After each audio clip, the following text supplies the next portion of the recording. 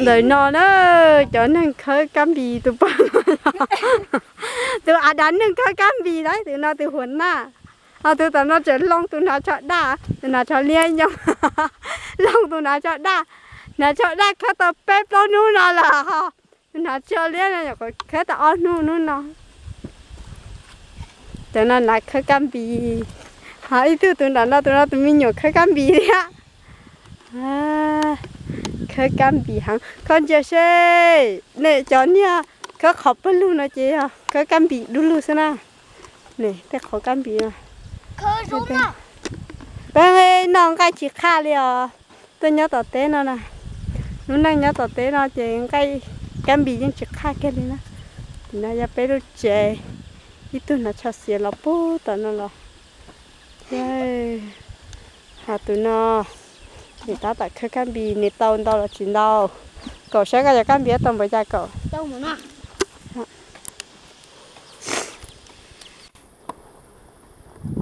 cây năng khơi là do thế nó khó khơi ôi lần cây năng nọ ô tao đâu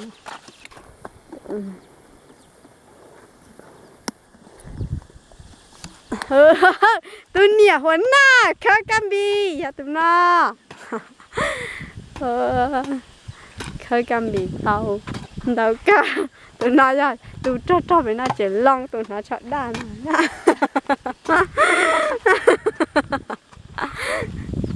khơi cam bì bớt sát theo huấn na sai huấn na sao giờ huấn na chín chia đi các khơi cam bì tao chết nữa nọ nè cứ tí tia lo cứ thì oan nhát cái ya cho oan nhát mà tao nhát khơi cam bì thế chẳng nhá khó tờ lại thông cam bì à khó tờ đó ní tờ đó thông cam bì tao nó ít tiền mà khơi này sao thế thế mẹ cay nào là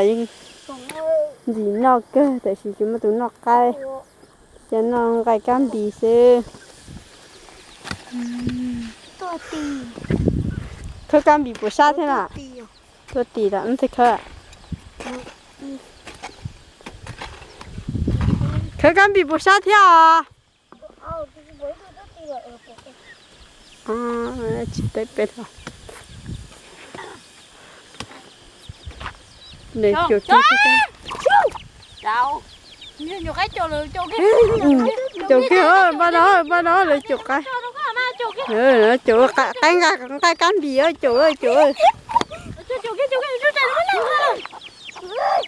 kia lại rồi nhiều cái sẽ lấy cái mà có cái sẽ cho lấy sao cái cái chậu trên chậu gì tao nó tao luôn tao ạ cổ đó nó cho cái cho đâu tụi cái tụi lò lờ đấy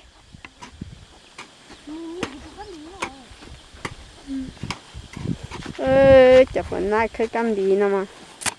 khơi tôm mắm ta đi này ít tu một tí ha lại bây giờ khơi cam bì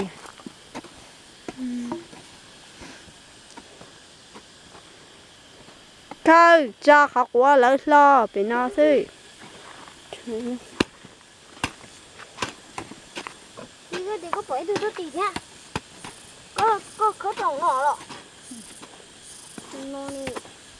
lại à nhá cái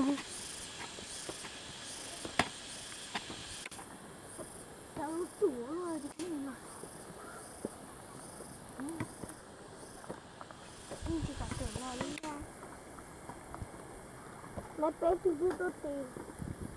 thì chúng có tiền là kia giống mồm ạ sao cậu có được cam bì không chả mẫu hả ô lọt thì rồi nó không được chưa đưa tôi tiền cam bì cũng chưa chỉ mới cam một tí đi có nhưng tí cho như vậy có bỏ từ ơi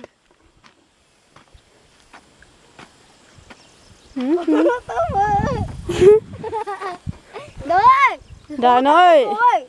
nó tụi nó phồng à? Có phủ có đó bà. Một xung à? Tôi tôi một xung à? Nó phồng gì? Ồ, có chó phồng mà. Ồ, cái chó phồng. Cho nên khơi cam bì. Phong có khơi ra cho tụi Phong. Ê, giờ có ở tìa Phong.